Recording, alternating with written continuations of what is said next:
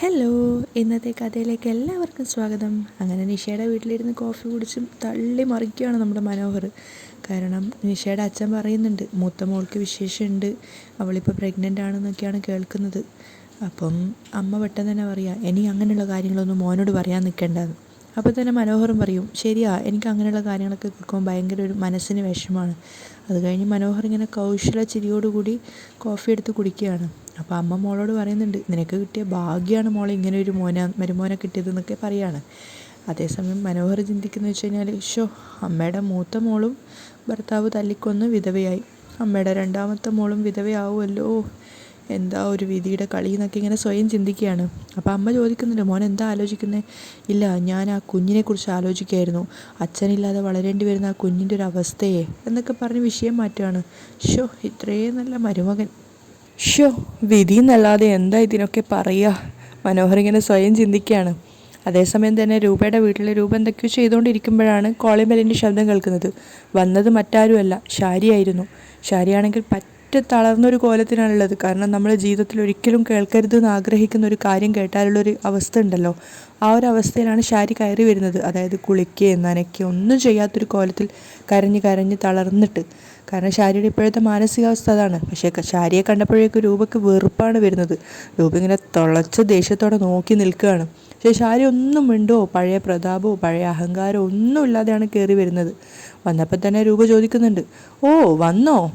ഞാനും എൻ്റെ ഭർത്താവും മക്കളൊക്കെ ഒരുമിച്ചു എന്നുള്ള കാര്യം നീ നിൻ്റെ ഭർത്താവിനോട് പറയാൻ പോയതല്ലേ, എന്നിട്ട് എന്തായി? അപ്പം ഷാരി സങ്കടത്തോടെ പറയാണ്, ഞാൻ തോറ്റുപോയി രൂപേ, എന്നിട്ട് അവിടെ തളർന്നിരിക്കുകയാണ്. അപ്പോൾ രൂപ കുറച്ചു നേരം അത് നോക്കി നിന്നതിന് ശേഷം തൊട്ടടുത്തായിട്ട് ഇരുന്ന് പറയാണ്, നിങ്ങൾ തോറ്റുപോയിട്ട് ഒരുപാട് കാലമായി. കാരണം നീ സരയുവിനെ പ്രസവിക്കുന്നതിന് മുമ്പ് എൻ്റെ ചന്ദ്രേട്ടനാണ് താരയുമായിട്ട് ബന്ധമെന്ന് പറഞ്ഞ് എൻ്റെ ഏട്ടൻ എന്ന് പറയുന്നവൻ എന്നെ വിശ്വസിപ്പിച്ചു. അത് കേട്ട് വിശ്വാസം വരാതെ ഞാൻ താരയുടെ വീട്ടിലേക്ക് ചെല്ലുന്ന സമയത്ത് അവിടെ എന്നെ വിശ്വസിപ്പിക്കുന്ന രീതിയിലായിരുന്നു താരയും അദ്ദേഹവുമായിട്ടുള്ള സംസാരം. അതിനുശേഷം അന്ന് നേരിൽ കണ്ണിൽ നേരെ കണ്ട കാര്യങ്ങളാണ് രൂപ ആലോചിക്കുന്നത്. താരയുടെ വീട്ടിൽ ചെന്ന സമയത്ത് അവിടെ വെച്ച് ചന്ദ്രസേനൻ താരയോട് സംസാരിക്കുകയാണ്, നീ വിഷമിക്കേണ്ട, നീ നിൻ്റെ കുഞ്ഞിനെ കളയുകയും വേണ്ട, അതിനു വേണ്ടുന്ന എല്ലാ സൗകര്യങ്ങളും ഞാൻ ചെയ്തു തരാം. നോക്ക്, എൻ്റെ അറിവിൽ അവിടെ ഒരു നല്ല ഹോസ്പിറ്റലുണ്ട്, അവിടെ വെച്ച് നിനക്ക് പ്രസവിക്കാം. അത് കഴിഞ്ഞ് നിനക്കും നിൻ്റെ കുഞ്ഞിനും ജീവിക്കാനുള്ള കാര്യങ്ങളൊക്കെ ഞാൻ ചെയ്തു തരാം. ഇതൊക്കെയാണ് അന്ന് രൂപ കേട്ടിട്ടുണ്ടായിരുന്നത്. അപ്പം അതൊക്കെ ഓർമ്മയിൽ നിന്ന് എടുത്തതിന് ശേഷം രൂപ പറയുന്നുണ്ട് ഷാരിയോട്, നിനക്കറിയാലോ, എൻ്റെ ആങ്ങളെ അന്ധമായി വിശ്വസിച്ചവളാണ് ഞാൻ. അതുകൊണ്ട് തന്നെ അവൻ പറഞ്ഞത് സത്യമാണെന്ന് എനിക്ക് തോന്നി. എന്നാൽ താരയുടെ വയറ്റിൽ കിടക്കുന്ന കുഞ്ഞിൻ്റെ അച്ഛൻ അവനായിരിക്കുമെന്ന് ഞാൻ അറിഞ്ഞില്ല, നീയും. രൂപയുടെ ഓരോരോ വാക്കുകൾ കേൾക്കുന്ന സമയത്ത് സ്വയം ഉരുകിക്കൊണ്ടിരിക്കുകയായിരുന്നു ഷാരി. അതിനുശേഷം ഷാരി സങ്കടത്തോടെ വിതുമ്പിക്കൊണ്ട് പറയുന്നുണ്ട്, എന്നാലും അയാൾ എന്നെ ഇങ്ങനെ ചതിക്കുമെന്ന് ഞാൻ കരുതിയില്ല. അത് കേട്ടപ്പോൾ രൂപ പറയുന്നുണ്ട്, സത്യത്തിൽ ആർക്കാടി വിഷം നൽകി കൊല്ലേണ്ടത്? നിന്നെ ഞാൻ ഇത്രയും കാലം ഏട്ടത്തിനെ വിളിച്ചിട്ടുള്ളൂ, ഏട്ടത്തിയായിട്ടേ കണ്ടിട്ടുള്ളൂ. പക്ഷേ ഇനിയതുണ്ടാവില്ല. ഏതാണ്ട് സമപ്രായക്കാരാ നമ്മൾ. അതുകൊണ്ട് നിന്നെ ഇനി ഞാൻ പേരെടുത്തേ വിളിക്കൂ. അതിനെ നിനക്ക് അർഹതയുള്ളൂ. അത് കേട്ടപ്പം ഷാരി അവിടുന്ന് സങ്കടത്തോടെ എഴുന്നേറ്റിട്ട് പറയാണ്, നീ എന്നെ എന്ത് വേണമെങ്കിലും വിളിച്ചോ രൂപേ. എനിക്ക് സങ്കടവും ദേഷ്യവും സഹിക്കാൻ വയ്യാത്തത് കൊണ്ടാ അയാളുടെ തലമണ്ട അടിച്ച് പൊട്ടിച്ചത്. അത് കേട്ടപ്പോൾ രൂപയും പറയുന്നുണ്ട്, അങ്ങനെ ഇഞ്ചിഞ്ചായി അയാളെ കൊന്നാൽ മതി, ഒറ്റയടിക്ക് അയാളെ കൊല്ലണ്ട. അയാളെ കാത്തിരിക്കുന്നത് നരകതുല്യമായ ജീവിതമാണ്, അതയാൾ അനുഭവിച്ച് തന്നെ തീർക്കണം. ഇതൊക്കെ കേൾക്കുന്ന സമയത്ത് വിതുമ്പി കരഞ്ഞുകൊണ്ടാണ് ഷാരി ഓരോന്ന് കേൾക്കുന്നത്. അപ്പം രൂപ ചോദിക്കുന്നുണ്ട്, സത്യത്തിൽ നീയും നിൻ്റെ ഭർത്താവും മകളും എല്ലാം കുടുംബജീവിതം ആസ്വദിക്കുന്ന സമയത്ത് എനിക്കതെല്ലാം നഷ്ടപ്പെടുത്തിയില്ലേ? അതിനൊന്നും മറുപടിയില്ലാതെ ഷാരി കേട്ട് നിൽക്കുകയാണ്. കാരണം അതൊക്കെ സത്യമാണെന്നുള്ളത് അവർക്കും അറിയാം. അപ്പോൾ രൂപ വിങ്ങി ചോദിക്കുകയാണ്, 10-25 വർഷം എൻ്റെ ഭർത്താവിനെയും എൻ്റെ മക്കളെയും തമ്മിൽ അകറ്റിയില്ലേ? അദ്ദേഹം അവസാനം നാട്ടിലേക്ക് വന്നപ്പോൾ അദ്ദേഹത്തെ സ്നേഹിച്ചതിൻ്റെ പേരിൽ എൻ്റെ മക്കളെ ഞാൻ മാറ്റി നിർത്തിയില്ലേ? മരുമോളെ മാറ്റി നിർത്തിയില്ലേ? ഇനി അവരെയൊക്കെ എൻ്റെ അരികിൽ നിർത്തണം. ഇതൊക്കെ കേൾക്കുന്ന സമയത്ത് ഷാരിക്ക് ഭയങ്കര കുറ്റബോധവും സങ്കടവും തോന്നുവാണ്.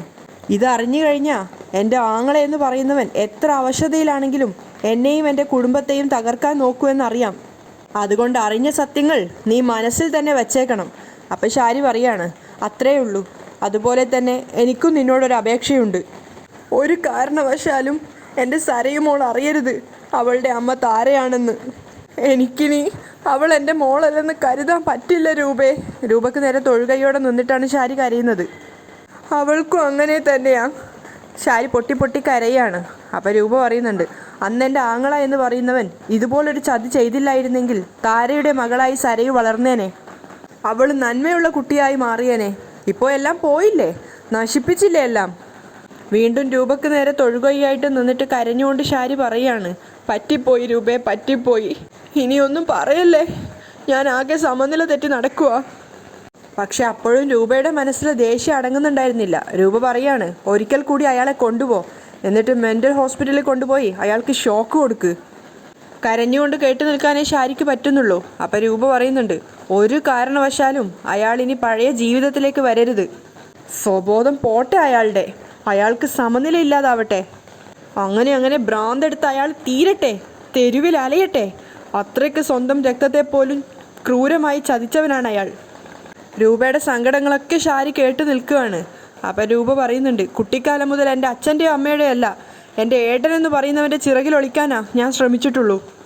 എനിക്കൊരു ഭർത്താവുണ്ടായ ശേഷവും അദ്ദേഹത്തേക്കാൾ കൂടുതൽ ഞാൻ സ്നേഹിച്ചത് ആങ്ങള എന്ന് പറയുന്ന അവനെയാണ്. ഒരിക്കലും അവനെ വിട്ട് ഞാൻ സംസാരിച്ചിട്ടില്ല. ഒരടിമയെപ്പോലെ അവൻ പറയുന്നതെല്ലാം ഞാൻ കേട്ടു. ഇതൊക്കെ സത്യമാണെന്നുള്ളത് ശാരിക്കും അറിയാവുന്ന കാര്യമാണ്. അന്നൊക്കെ അവൻ എന്നെ സ്നേഹിച്ചത് എന്തിനാണെന്നറിയോ? കിരണും അവൻ്റെ മകളും ഒരുമിക്കുമ്പോൾ സ്വത്തെല്ലാം അവൻ്റെ മകൾക്കാവുമല്ലോ എന്ന് കരുതി മാത്രമാണ്. നിനക്കറിയാലോ അത്? രൂപ ചോദിക്കുകയാണ്. അപ്പം ശാരി പറയുന്നുണ്ട്, അറിയാം, എല്ലാം അറിയാം. എന്നിട്ട് ഒരിക്കൽ പോലും ഞാൻ സത്യം അറിഞ്ഞില്ല. 25 വർഷം മരിച്ചാടി എൻ്റെ ചന്ദ്രേട്ടൻ രാജ്യത്തിന് വെളിയിൽ ജീവിച്ചത്. എന്നിട്ടിപ്പോൾ 19 വയസ്സായപ്പോഴാണ് വീണ്ടും ഒരുമിച്ച് ജീവിക്കാനുള്ള ഭാഗ്യം ഉണ്ടായത്. ഒരു സ്ത്രീയും ഇത്രയ്ക്ക് അനുഭവിച്ചിട്ടുണ്ടാവില്ല. ഒരു ഭർത്താവും ഇങ്ങനെ ഒരു തെറ്റും ചെയ്യാതെ ഭാര്യയിൽ നിന്നും മക്കളിൽ നിന്നും അകന്നു കഴിഞ്ഞിട്ടുണ്ടാവില്ല. ഒക്കെ ശാരി സമ്മതിച്ചു കൊടുക്കുന്ന സത്യങ്ങളാണ്. കാരണം ശാരിക്കും അറിയാം എന്തൊക്കെ രാഹുൽ ചെയ്ത നീചപ്രവൃത്തികളുണ്ട് എന്നുള്ളത്. നീ ആയിരുന്നില്ല അവൻ്റെ തലമണ്ട അടിച്ചു പൊട്ടിക്കേണ്ടത്, ഞാനായിരുന്നു. പലതവണ വിഷം കൊടുത്ത് കൊല്ലാൻ നോക്കിയതാ. പക്ഷേ ഭർത്താവും മക്കളും മരുമോളും പറഞ്ഞു ഞാൻ അങ്ങനെ ചെയ്യാൻ പാടില്ല എന്ന്. അതും കൂടി കേട്ടതിന് ശേഷം ശാരി പറയുന്നുണ്ട്, ഇനി അയാളുടെ ഏറ്റവും വലിയ ശത്രു ഞാനാ. അയാൾ അറിയാതെ തന്നെ ഞാൻ അയാളെ കൊല്ലും. രൂപയോട് ഒരു ശബദം പോലെ പറഞ്ഞിട്ടാണ് ശാരി അവിടെ നിന്നും പോകുന്നത്. രൂപക്കും അതേപോലെ തന്നെ കൊല്ലാനുള്ള ദേഷ്യം ഉണ്ടായിരുന്നു രാഹുലിൻ്റെ അടുത്ത്. അതേസമയം പ്രകാശിൻ്റെ വീട്ടിൽ രാവിലെ പ്രകാശിനുള്ള കട്ടൻ ചായയും കൊണ്ട് വന്നതാണ് ഭാനുമതി. മകൻ ആ ചായയൊക്കെ കൊടുത്തിട്ട് അവരിങ്ങനെ അയാളുടെ അടുത്തായിട്ട് ഇരിക്കുകയാണ്. ആ സമയത്ത് പ്രകാശ സങ്കടത്തോടെ പറയുന്നുണ്ട്, അമ്മേ അവനിപ്പോൾ എന്ത് ചെയ്യായിരിക്കും അമ്മേ, എനിക്ക് അവനെ ഒന്ന് കാണണം. അപ്പം ഭാനുമതി പറയുന്നുണ്ട്, നിനക്ക് പുറത്തേക്ക് ഇറങ്ങാനുള്ള ആരോഗ്യമൊന്നും ആയിട്ടില്ല മോനെ. പ്രകാശൻ പറഞ്ഞു കൊടുക്കുകയാണ്, അമ്മേ അറ്റാക്ക് വന്നു കഴിഞ്ഞാൽ കുറച്ച് ദിവസം കഴിഞ്ഞാൽ അത് ശരിയായിക്കോളും. അതുമല്ല ആശുപത്രി കുറച്ച് ദിവസം കിടന്നില്ലേ ഞാൻ, ഇപ്പോൾ ഹൃദയമൊക്കെ സെറ്റായി കാണും. അമ്മേ ഡോക്ടർ പറഞ്ഞതെന്ന് വെച്ചാൽ കുറച്ചൊക്കെ നടക്കണമെന്നാ. അപ്പം ഭാനുമതി ചോദിക്കൂ, അയ്യോ അവിടെ വരെ നടക്കാൻ പറ്റുമോ? ഇല്ലമ്മേ, ബാലണ്ണനോട് വരാൻ പറഞ്ഞിട്ടുണ്ട്. അയാൾ ജയിലിലേക്ക് എന്നെ കൊണ്ടുവിടും. അവനെ കണ്ടതിന് ശേഷം പിന്നെ ഓട്ടോയിലോ മറ്റോ നടന്ന് തിരിച്ചു വരാം. പിന്നെ ഇങ്ങനെ വീട്ടിനകത്ത് ഇരുന്നാൽ പറ്റില്ല, എന്തെങ്കിലും ജോലി നോക്കണ്ടേ. അപ്പോൾ ഭാനുമതി പെട്ടെന്ന് തന്നെ പറയുന്നുണ്ട്, അയ്യോ വേണ്ട, നീ കുറച്ചു കാലത്തേക്ക് ജോലിയൊന്നും ചെയ്യണ്ട. നിനക്ക് രാവിലെ എന്തെങ്കിലും കഴിക്കാനുള്ളത് ഉണ്ടാക്കിയിട്ട് ഞാൻ ജോലിക്ക് പോയിക്കോളാം. പിന്നെ വൈകുന്നേരം ഞാൻ അവിടുന്ന് വരുമ്പോൾ എന്തെങ്കിലും കൊണ്ടുവന്നോളാം. അപ്പോൾ പിന്നെ വലിയ ചിലവൊന്നുമില്ലല്ലോ.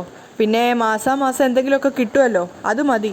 നമുക്ക് ബാക്കിയുള്ള പൈസക്ക് മരുന്ന് വാങ്ങിക്കാനും നമ്മുടെ കാര്യങ്ങളൊക്കെ നോക്കാനും. എന്തായാലും ഒരു 2-3 മാസത്തേക്ക് നീ എവിടെയും പോകണ്ട. അപ്പോൾ പ്രകാശൻ ചോദിക്കുന്നുണ്ട്, പിന്നെ ഞാനിവിടെ വെറുതെ ഇരുന്നിട്ട് അമ്മ ജോലിക്ക് പോയി കഷ്ടപ്പെടാനോ? അങ്ങനെ എത്ര കാലം അമ്മേ?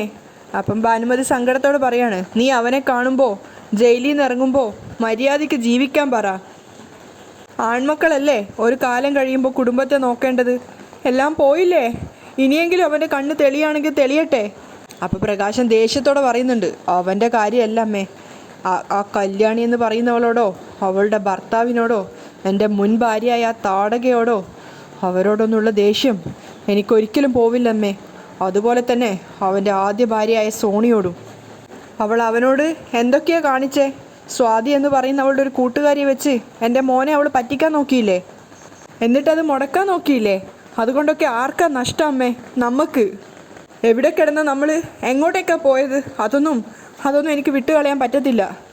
സോണി, ശരണ്യ, പിന്നെ ഈ പറഞ്ഞ എല്ലാവരും പാഠം പഠിക്കണം. അവർ ചെയ്തതൊന്നും പ്രകാശം മറക്കത്തില്ല. അപ്പോൾ ഭാനുമതി വീണ്ടും പറയുന്നുണ്ട്, എന്നാൽ പിന്നെ എന്താന്ന് വെച്ചാൽ ചെയ്യ്, ഞാൻ പറയാനുള്ളത് പറഞ്ഞു. ഇത്രയും നാളും പകയും പ്രതികാരമായിട്ട് നടന്നു. എന്നിട്ട് തോറ്റത് നമ്മളാ. ഒരു കാര്യം നീ മനസ്സിലാക്കണം. ഞാനും നീയും കല്യാണി അവളുടെ വയറ്റിലുണ്ടായിരുന്ന കാലത്ത് അവൾക്ക് വിഷം കൊടുത്തതാ, കൊച്ചിനെ കൊല്ലാനായിട്ട്. അങ്ങനെയാ അവളുടെ ശബ്ദം പോയത്. ഇനി അത് ആരല്ലെന്ന് പറഞ്ഞാലും അതാണ് സത്യം. എന്നിട്ട് കല്യാണി ജനിച്ചില്ലേ? അവൾ വളർന്നില്ലേ? വളർന്ന് പന്തലിച്ചില്ലേ? പിന്നീട് നേടാവുന്നതൊക്കെ അവൾ നേടി.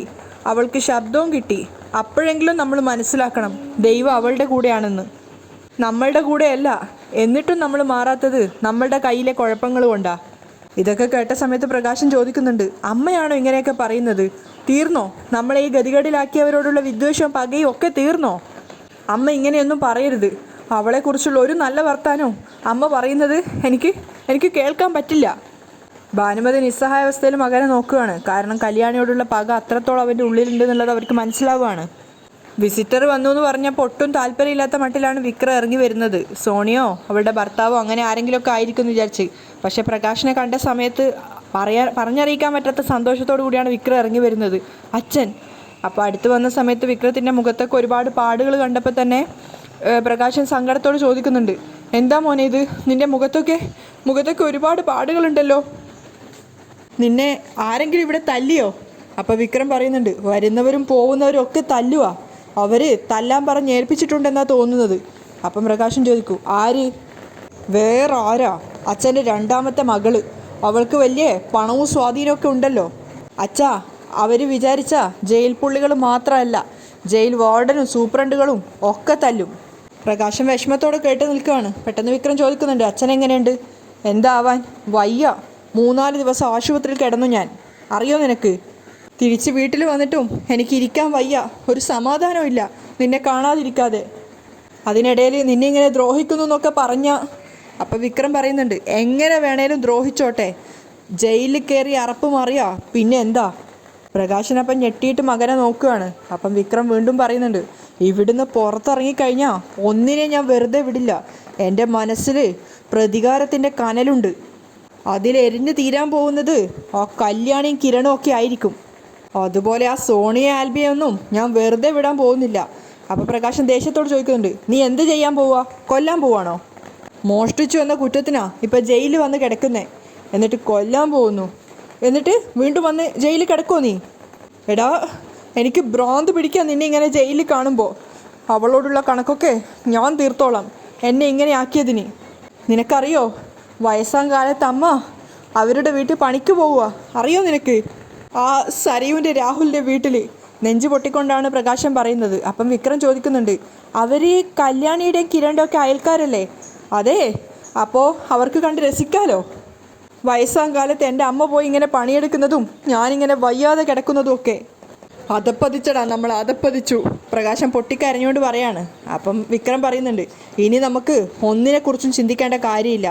എൻ്റെ ജീവിതം ഇങ്ങനെ നശിപ്പിച്ചവരെ, അല്ല അച്ഛാ, നമ്മുടെ ജീവിതം ഇങ്ങനെ നശിപ്പിച്ചവരെ ഒന്നിനെയും വെറുതെ വിടരുത്. അത് കേട്ടതിന് ശേഷം പ്രകാശൻ പറയുന്നുണ്ട്, ഒന്നും ചെയ്യാൻ പറ്റത്തില്ലടാ നിനക്കും എനിക്കും. എന്താണെന്നറിയോ? പണവും സ്വാധീനവും ഉണ്ട് അവർക്ക്. നിന്നെ അകത്ത് വെച്ച് തല്ലിക്കുന്നത് അവളാണെന്നല്ല നീ പറഞ്ഞത്? എങ്ങനെ തല്ലിക്കാൻ പറ്റും ജയിലിനകത്തുള്ളവനെ? അതാണ്, പണവും സ്വാധീനവും ഉണ്ട്. അത് കേട്ടപ്പോൾ വിക്രം പറയാണ്, തല്ല് കൊള്ളും തോറും വീര്യം കൂടുവച്ചാ. എൻ്റെ മുന്നിൽ രാജകുമാരിയെ പോലെ കല്യാണി അങ്ങനെ ജീവിക്കണ്ട. അവളെ കൊന്നിട്ട് ജയിലിൽ കിടന്നാലും എനിക്ക് സമാധാനമുണ്ട്. അപ്പോൾ പ്രകാശൻ പറയുന്നുണ്ട്, നിർത്ത്, വീണ്ടും ജയിലിൽ കിടക്കാൻ പോവുക. പിന്നെ വിക്രം പൊട്ടി കരയാണ്. എന്നിട്ട് അച്ഛനോട് പറയുന്നുണ്ട്, അച്ഛാ, എന്നെ എങ്ങനെയെങ്കിലും ഒന്ന് പുറത്ത് കൊണ്ടുവരാൻ നോക്ക്. അപ്പം പ്രകാശൻ കരഞ്ഞുകൊണ്ട് പറയാണ്, എങ്ങനെടാ ഞാൻ ഈ അവസ്ഥയിൽ? അപ്പോഴും വിക്രം കരയാണ്. അപ്പം പ്രകാശൻ പറയുന്നുണ്ട്, മക്കൾ കരയണ്ട, എങ്ങനെയെങ്കിലും അച്ഛൻ പുറത്ത് കൊണ്ടുവരും. എനിക്കൊന്നല്ലേ ഉള്ളൂ നീയെ. നിന്നെ ഞാനങ്ങനെ വിട്ടുകൊടുക്കില്ല ആർക്കും. നിന്നെ ഞാൻ എങ്ങനെയെങ്കിലും പുറത്ത് കൊണ്ടുവരും. ഏത് മാർഗത്തിലൂടെ ആയാലും ആരുടെ കാല് പിടിച്ചായാലും നിന്നെ ഞാൻ പുറത്ത് കൊണ്ടുവരും. നിന്നെ ഞാനിനി ജയിലിൽ കിടക്കാൻ വിടില്ലടാ മോനെ. നിന്നെ അച്ഛൻ എങ്ങനെയെങ്കിലും പുറത്തേക്ക് കൊണ്ടുവരും. അച്ഛൻ ചില കാര്യങ്ങളൊക്കെ മനസ്സിൽ ഉറപ്പിച്ചിട്ടുണ്ട്. വിഷമിക്കണ്ടടാ, എല്ലാം ശരിയാവും എന്നൊക്കെ കരഞ്ഞുകൊണ്ട് പറഞ്ഞ് വിക്രത്തിനോട് യാത്ര ചോദിച്ച് പോകാൻ നിൽക്കുകയാണ് പ്രകാശൻ. പക്ഷെ അപ്പോഴും പ്രകാശൻ അവിടെ നിന്ന് ഇറങ്ങാൻ തോന്നുന്നില്ല മകനെ ആ അവസ്ഥയിൽ കാണുന്ന സമയത്ത്. ഒന്നാമത് വിക്രം കരയുന്ന കാണുന്തോറും പ്രകാശന് സങ്കടം കൂടിക്കൊണ്ടിരിക്കുകയാണ്.